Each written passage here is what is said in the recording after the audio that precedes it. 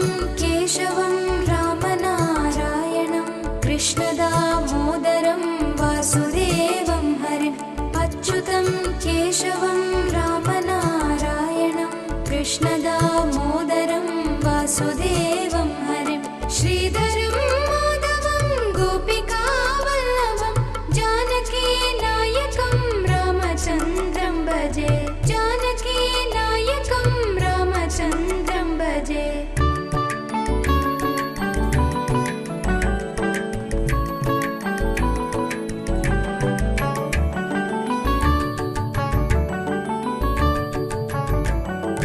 अच्युतं केशवं सत्यभामाधवं माधवं श्रीधरं राधिकाराधकम् अच्युतं केशवं सत्यभामाधवं माधवं श्रीधरं राधिकाराधकम् इन्दिरामन्दिरं चेतसा सुन्दरं देवकी नन्दनं नन्दजं सन्दधे देवकी नन्दनं नन्दजं सन्दधे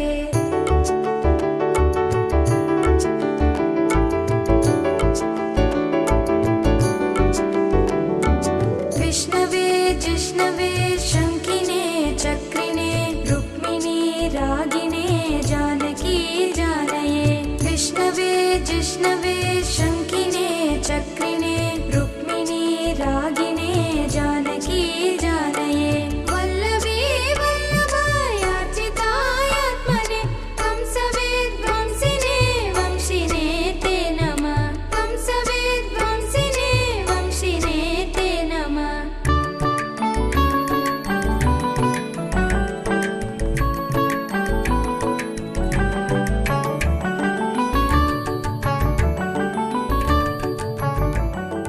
कृष्ण गोविन्द हे रामनारायण श्रीपते वासुदेवाजितं श्रीनिधे कृष्ण गोविन्द हे रामनारायण श्रीपते वासुदेवाजितं श्रीनिधे अच्युतानन्द हे माधवादोक्षज द्वारकानायक द्रौपदी रक्षक द्वारकानायक द्रौपदी रक्षक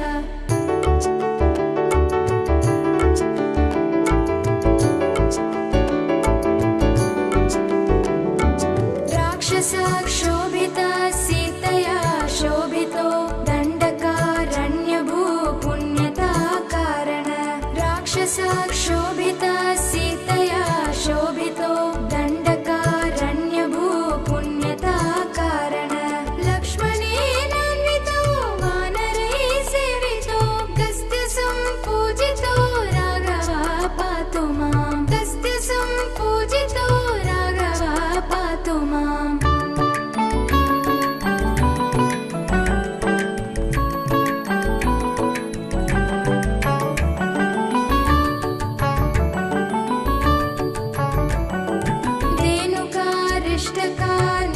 धेनुकारिष्टकानिष्टकृद्वेषिणां केशिः कंसः वंशिको वादक धेनुकारिष्टकानिष्टकृद्वेषिणां केशिः कंसः वंशिको वादक पूतना गोपक सूरजाकेलनो बालगोपालक पातु मां सर्वदा विद्युदुद्योतवान् प्रस्फुरद्वाससं प्रावृतं बोधवात् प्रोल्लसद्विग्रहं विद्युदुद्योतवान् प्रस्फुरद्वाससं प्रावृतं बोधवात् प्रोल्लसद्विग्रहं वन्यया मालया शोभितोरस्थलं लोहिताङ्घ्रिद्वयं वारिजाक्षं भजे कुञ्चिते कुन्तले विराजमानाननं रत्नमौलिं लसत्कुण्डलं गन्धयो कुञ्चिते कुन्तले विराजमानाननं रत्नमौलिं लसत्कुण्डलं गन्धयो अच्युतं केशवं रामनारायणं कृष्णदामोदरं वासुदेवं हरिम् अच्युतं केशवं रामनारायणं कृष्णदामोदरं वासुदेवं हरिम् श्रीधरं माधवं गोपिकावल्लभं जानकीनायकं राम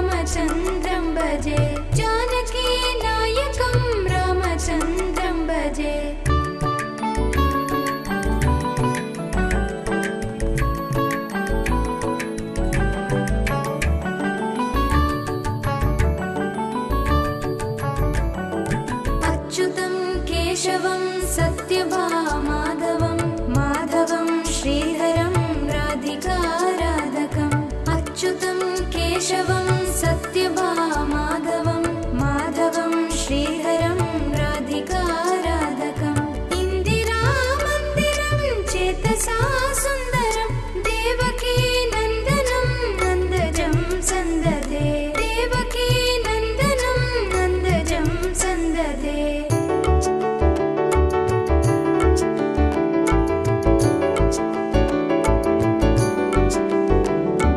विष्णवे जिष्णवे शङ्खिने चक्रिणे रुक्मिणी रागिणे जानकी जानये विष्णवे जिष्णवे शङ्खिने चक्रिणे रुक्मिणी रागिणे जानकी जानये वल्लभी वल्लभायार्चितायात्मने कंसवेद्वंसिने वंशिने ते नमः कंसवेद्वंसिने वंशिने ते नमः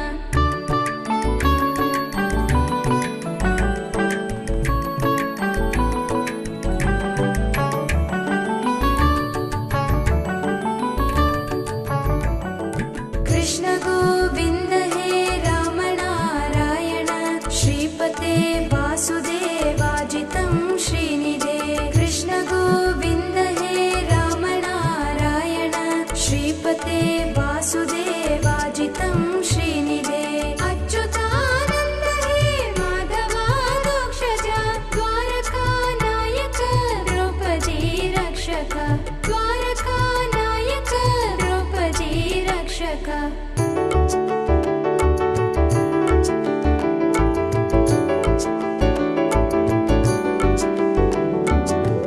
राक्षसक्षोभिता सीतया शोभितो दण्डकारण्यभूपुण्यता कारण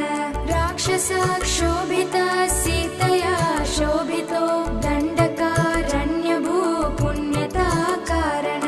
लक्ष्मणेनान्वितो वानरैः सेवितो गस्त्यसम्पूजितो राघवः पातु माम् गस्त्यसम्पूजितो राघवः पातु माम्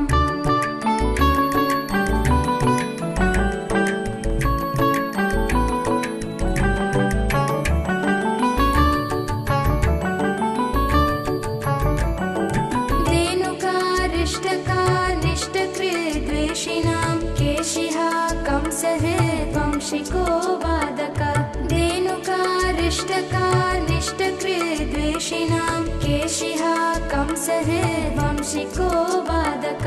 पूतना गोपक सूरजाकेलनो बालगोपालक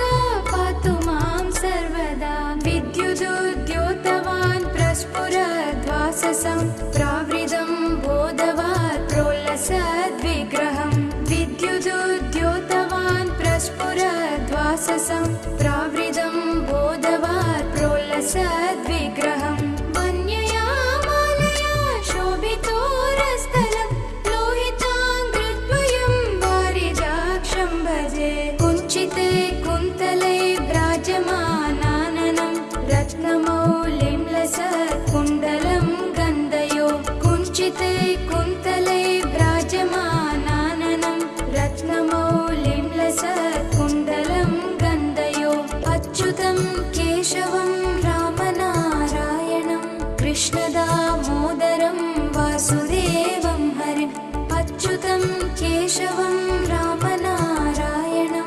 कृष्णदामोदरं वासुदेवं हरिम् श्रीधरं माधवं गोपिकावल्लभं जानकी नायकं